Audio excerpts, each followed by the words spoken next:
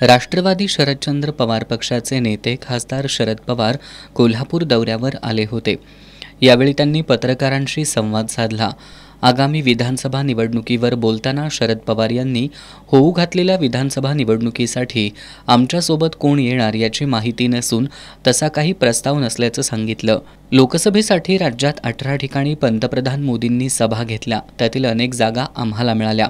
आता आगामी निवडणुकीत मोदींनी जास्तीत जास्त सभा घ्याव्यात।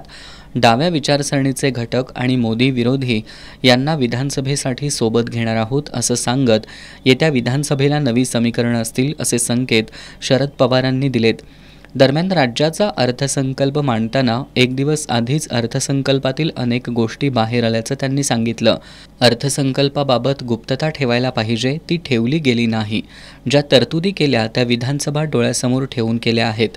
हा अर्थसंकल्प म्हणजे लोकांसाठी काहीतरी भयंकर करतोय असं दाखवणारा आहे। मात्र ज्या तरतुदी केल्या आहेत त्या प्रत्यक्षात लोकांच्यापर्यंत पोहोचण्यासाठी अनेक वर्ष लागतील अशी टीका खासदार शरद पवार यांनी यावेळी केली। आणि दुसरी गोष्ट अर्थसंकल्प बघितल्याच्यानंतर ज्या गोष्टी प्रत्यक्ष कृतीत येणार नाहीत, याच्यासाठी पुरेशी तरतूद नाही, अशा गोष्टींची मांडणी त्या ठिकाणी केलेली आहे। अशा गोष्टींची मांडणी त्या ठिकाणी केलेली आहे। सवन अर्थसंकल्प 3 महिन्यांनी होणारी विधानसभेची निवडणूक लक्षामध्ये ठेवून मांडलेलं आहे। ज्या तरतुदी केल्यात त्या तरतुदी लोकांच्यापर्यंत पोहोचायला कित्येक महिने लागतील। कारण पुण्यातील घटनेबाबत भाष्य करताना नव्या पिढीला व्यसनाधीन बनवण्यासाठी अनेक गोष्टींच्या विक्रीचं प्रमाण वाढलं असल्याचं त्यांनी सांगितलं। राज्यात कायदा आणि सुव्यवस्था राहिली आहे की नाही अशी शंका आता उपस्थित होतीये। उपमुख्यमंत्री देवेंद्र फडणवीस यांनी मंत्रिपदातून मुक्त करा अशा घेतलेल्या भूमिकेवर बोलताना शरद पवार यांनी कोणाच्या मुक्ततेची घोषणा कुणी केली हे पाहण्यापेक्षा लोकसभेला लोकांनी त्यांना नाकारलं ही गोष्ट त्यांनी लपवली तरी लपणार नसल्याचा टोला लगावला। माजी आमदार के.पी. पाटील अध्यक्ष असलेल्या बिद्री सहकारी साखर कारखान्यावर राज्य उत्पादन शुल्कनं केलेल्या कारवाईबाबत बोलताना खासदार शरद पवार यांनी आपली भूमिका स्पष्ट केली। माझा आणि कारखान्याचे अध्यक्ष माजी आमदार के.पी. पाटील यांच्याशी याबाबत काहीही बोलणं झालं नसल्याचं त्यांनी सांगितलं। ज्यांची गरज देशाला आहे तेच इथं तयार होतं, असं असताना छापे टाकणं योग्य नाही। सत्तेचा गैरवापर करून असे छापे टाकून एक प्रकारे दहशत निर्माण करण्याचा प्रयत्न करण्याचं काम सरकार करतंय।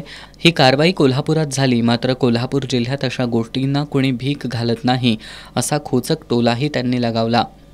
एक प्रकारे दहशत निर्माण करण्याचा प्रयत्न हा या ठिकाणी केला जातो।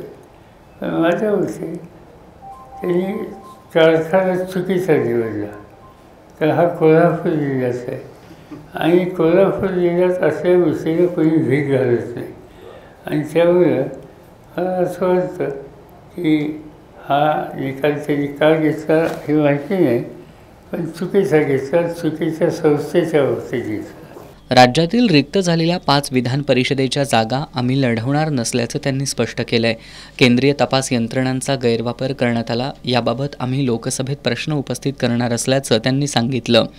नीट परीक्षेतील गोंधळ सरकारला थांबवता आला नाही, अशा प्रश्नांवर केंद्र सरकारला घेरण्याचा आमचा प्रयत्न असल्याचं पवार यांनी स्पष्ट केलं। या पत्रकार बैठकीवेळी राष्ट्रवादी शरदचंद्र पवार पक्षाचे जिल्हाध्यक्ष व्ही.बी. पाटील, माजी आमदार के.पी. पाटील, ए.वाय. पाटील, शहराध्यक्ष आर.के. पोवार, अनिल घाटगे आदी उपस्थित होते।